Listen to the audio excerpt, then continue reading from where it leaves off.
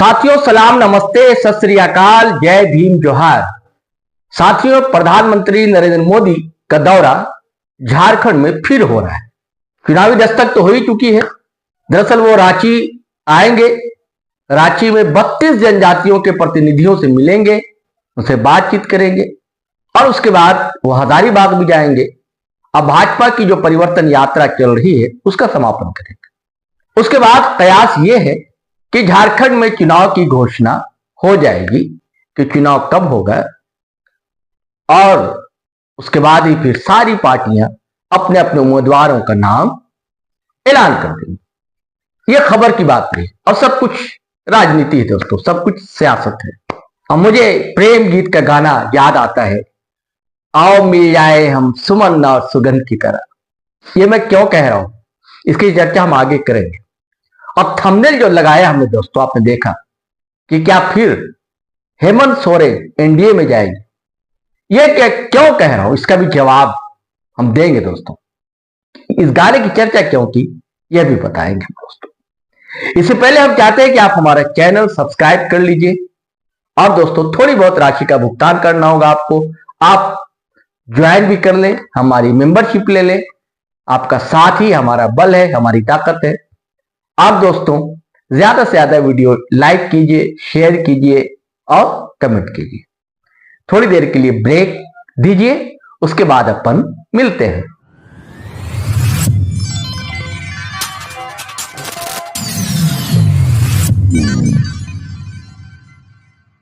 हाँ तो साथियों, बात क्या है, हमने क्यों कहा कि आओ मिल जाए हम सुमन और सुगंध की तरह।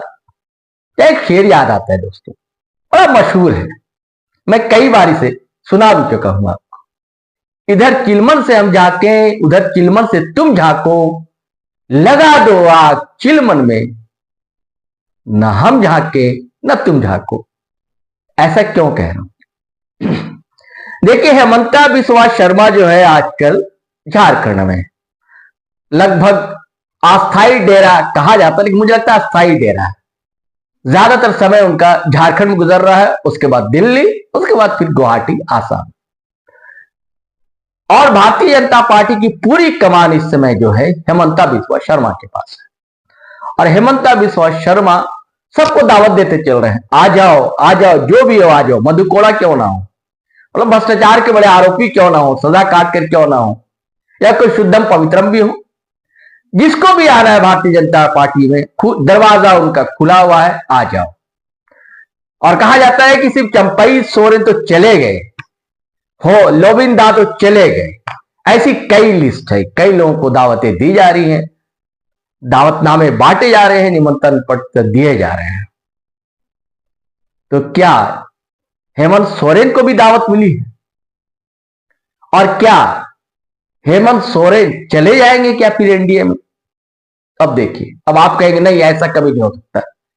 देखिए, राजनीति में सब कुछ संभव होता है दोस्तों। और भारतीय जनता पार्टी झामुमो के लिए अछूत नहीं रही है। कई बार भारतीय जनता पार्टी के साथ मिलकर झारखंड मुक्ति मोर्चा ने सरकार बनाई है। सब गणित होता है और सत्ता का खेल होता है। नीतीश कुमार भी जब इधर होते हैं, गठबंधन की तरफ से सेकुलर कहे जाते हैं, जब भारतीय जनता पार्टी की तरफ चले जाते हैं तो सेकुलर नहीं रहते। वैसे ही झामुमो का हाल है।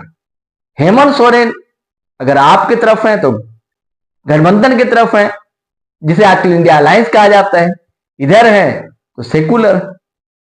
फिर भारतीय जनता पार्टी के साथ यानी कि एनडीए के साथ चले जाएंगे तो सेकुलर नहीं रहेंगे। ये पता नहीं जनता भी क्या सोचती है, क्या समझती है।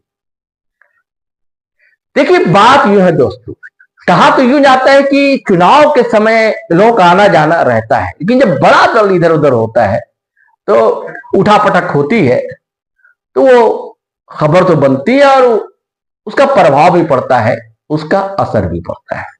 देखिए, इधर क्या है कि कांग्रेस की बैठक थी और लोकसभा चुनाव के बाद कांग्रेस का ये जो सितारा थोड़ा बुलंदियों पर है। जब कांग्रेस का सितारा बुलंदियों पर है तो नेताओं में भी एक तरह का स्वाभिमान है, कहीं अभिमान है, वो आ गया है, वो उनके एटीट्यूड में दिखता है। तो हुआ क्या कि इधर कांग्रेस की बैठक थी झारखंड में, और गुलाम अहमद मीर साहब जो झारखंड कांग्रेस के प्रभारी मूलतः कश्मीर के, बैठक को संबोधित किया। और उन्होंने दोस्तों ऐसी बातें कह दी हैं जिससे खटपट होना, नाराज होना किसी दूसरे का, और उनका जिनके हाथ में सत्ता की चाबी है, किनका? हेमंत सोरेन का। किनका? झारखंड मुक्ति मोर्चा का। स्वाभाविक। तो गुलाम अहमद मीर साहब ने अपने कार्यकर्ताओं को कहा कि देखिए, ये 15-17 में बात नहीं बनेगी, 30 से 35 विधायक आपको जिता कर लाने हैं, जब ही कांग्रेस का मुख्यमंत्री बन सकता है। जी, तो क्या गुलाम अहमद मीर कहना चाहते हैं या कांग्रेस कहना चाहती है कि अब इनकी अगुवाई पसंद नहीं आ रही है हेमंत सोरेन की? क्योंकि गठबंधन के नेता तो हेमंत सोरेन ही। हालांकि वो बाद में कहते हैं कि रोटेशन में, यानी कि हेमंत सोरेन भी हो, उसका फिर कांग्रेस का सीएम हो, यानी कि कांग्रेस पूरी तैयारी में है। और उधर राष्ट्रीय जनता दल, उसके भी भाव बढ़ गए हैं दोस्तों। राष्ट्रीय जनता दल का कहना है कि भैया हमारे आज तो एक एमएलए है, लेकिन एक से का बात नहीं चलेगी, और हम कम से कम दर्जन भर से अधिक सीट हमें चाहिए जहां से चुनाव लड़ेंगे।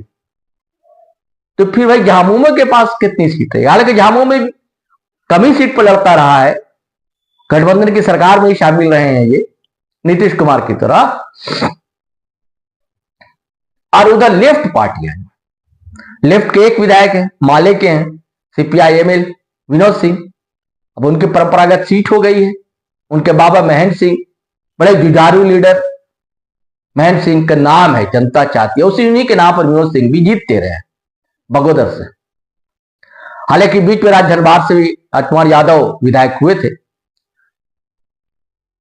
तो उनकी भी डिमांड है, उनका है कि कम से कम 4-5 सीटें तो मिलनी चाहिए। और उसके पीछे तर्क ये है कि जो मासस थी एक राय साहब वाली, धनबाद कोलांचल के राय साहब, याद होगा आपको, वह एक राय साहब झामुमो की जब स्थापना हो रही थी तो उनकी बड़ी भूमिका थी विनोद बिहारी महतो और शिबू सोरेन गुरु जी को साथ लाने। तो वही एक राय, उन्हीं की पार्टी मार्क्सवादी समन्वय समिति, एमसीसी, मार्क्सिस्ट कोऑर्डिनेशन कमेटी, वो जम हो गई, यानी कि मिल गई है माले में। अब उसका अस्तित्व, स्वतंत्र अस्तित्व खत्म हो गया है। उसके भी एक विधायक होते रहे थे।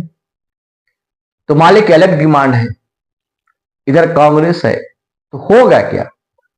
और इधर हेमंत सोरेन ने या झामुमो ने अपने कार्यकर्ताओं से कह दिया कि अब सहयोगी दलों को बहुत ज्यादा भाव नहीं देना और उन्हें बहुत ज्यादा सीट नहीं देनी है, और हमें ज्यादा से ज्यादा सीटों पर चुनाव लड़ना है। तो क्या होगा? क्या सबकी राह अलग अलग हो जाएगी? तो क्या सब अलग अलग अपना लाइफ पार्टनर ढूंढने लगेंगे? जैसी तस्वीर दोस्तों दिख रही है, वो सारी बातें मैं आपसे शेयर करूं। तो क्या वो अब झांकने इधर उधर नहीं, झांकने की बात खत्म हो जाएगी? और क्या चिलमल हटा दिया जाएगा? क्या फिर एनडीए में तो नहीं चले जाएंगे हेमंत सोरेन? अब ये क्यों कह रहा हूं, सुनिए साहब। आज क्या है कि डिजिटल प्लेटफॉर्म एक है, बड़ा चर्चित है झारखंड में, द फॉलोअर, उनका कॉन्क्लेव था। कॉन्क्लेव में हेमंता बिस्वा शर्मा भी शरीक थे।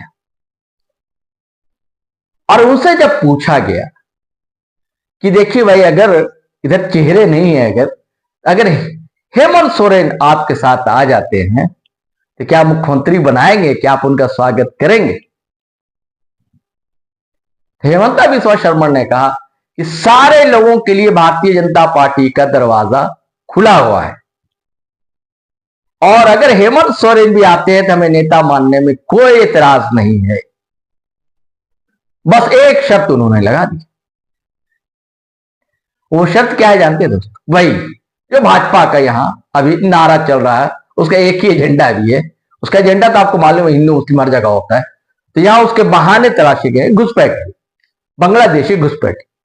उन्होंने कहा कि अगर वो मान लेते हेमंत सोरेन कि हाँ घुसपैठी मुद्दा है, इनको यहां से हटाना है, तो स्वागत है, हम हेमंत सोरेन का स्वागत करेंगे। और उससे पहले उनसे पूछा गया था कि क्या उनसे बातचीत भी होती है हेमंत सोरेन की आपकी?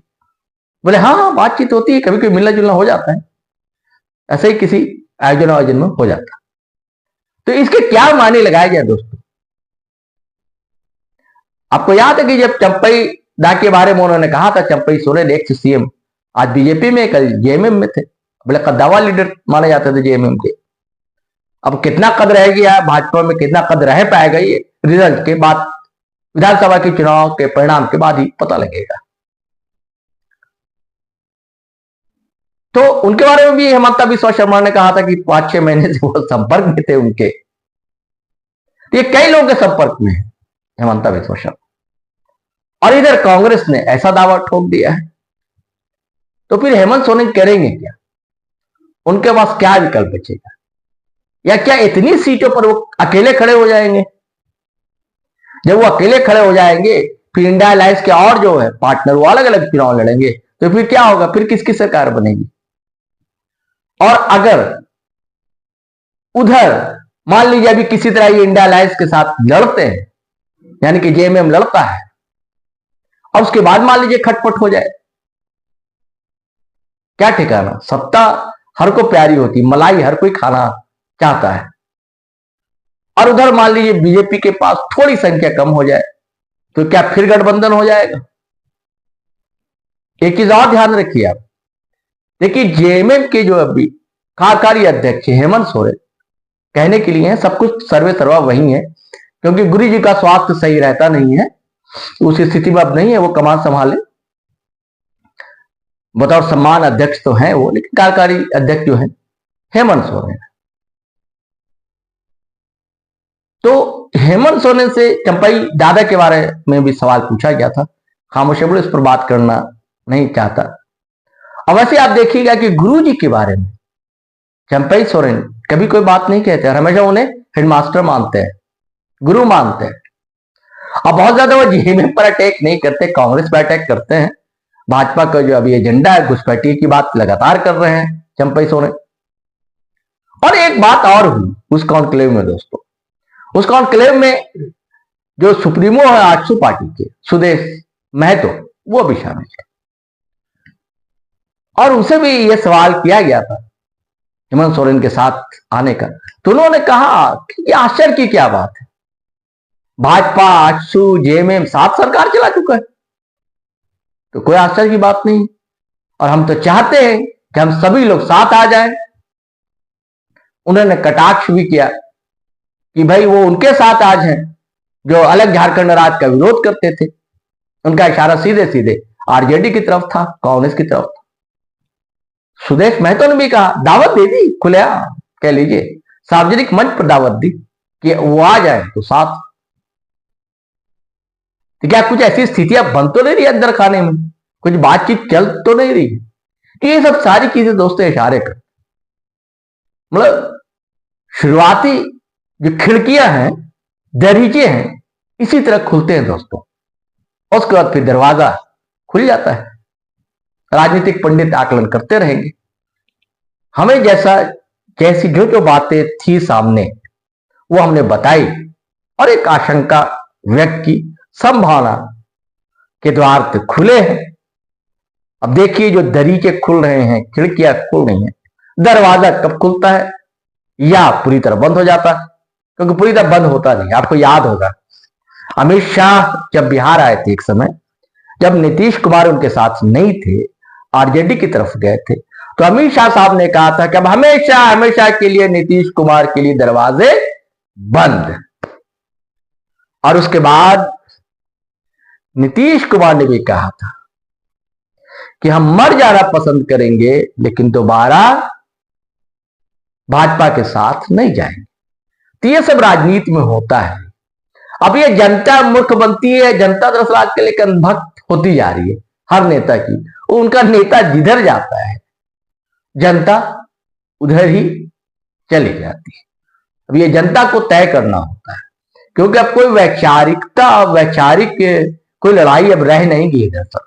अब पूरी लड़ाई दोस्तों सत्ता की लड़ाई हो रही है, सत्ता के मजा चखने की लड़ाई हो रही है, और जो मूल मुद्दे जनता के होते हैं वो सवाल गौण है। अब पत्रकार भी पूछना नहीं चाहता कि आज महंगाई कितनी है, क्या आपने प्याज खरीदा था, क्या सब्जी आपने खरीदी थी, क्या कितनी महंगी है, या बच्चों की स्कूल फीस कितनी होती जा रही है। पत्रकार भी नहीं पूछता है। पत्रकार यह भी नहीं पूछता कि इलाज इतना महंगा क्यों होते जा रहा है।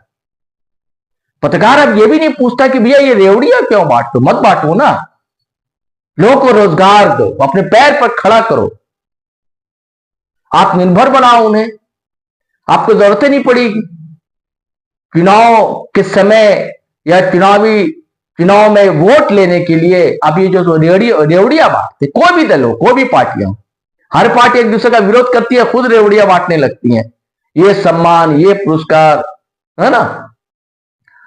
तो अब पत्रकार भी नहीं पूछता है। अब पत्रकार भी वही मुद्दा पूछता है, वही सवाल पूछता है जिसकी क्या बोलते हैं, वो टीवी के जबान में होता है टीआरपी, जिससे उसकी टीआरपी हाई होती है, वो सवाल पत्रकार पूछते हैं। पत्रकार ज्यादातर आप सवाल देखेंगे, आप वो जो पॉलिटिकल सवाल होंगे वो पूछे जाएंगे, जो जन मुद्दे के सवाल है वो नहीं पूछे जाएंगे। स्वास्थ्य है, शिक्षा है, सड़क है, नाली है, बिजली, पता नहीं। अब आउट ऑफ फैशन मान लिए गए इन सब सवालों को। मतलब ऐसा लगता है कि बड़ा बड़ा स्वर्ग में हम लोग रह रहे हैं, अब एकदम सब कुछ ठीक ठाक, ऑल इज वेल हो गया है, सब फीलिंग गुड हो रहा है, हर जगह सब अच्छा अच्छा है, एकदम बिल्कुल बढ़िया। खैर चलिए साथियों, ये अपनी बात थी, हमने आपसे शेयर की। अब देखिए क्या होता है, कुछ ही दिनों के बाद अब चुनाव की घोषणा होनी है, और कल देखिए मोदी जी आते हैं, मोदी जी क्या कहते हैं, और उसके बाद और भी कई रिएक्शन कल तक आ जाएंगे सामने। फिर हम आपके सामने हाजिर होंगे नई वीडियो के साथ दोस्तों। जब तक के लिए हमें आज्ञा दीजिए, इजाजत दीजिए। जय हिंद, जय भारत।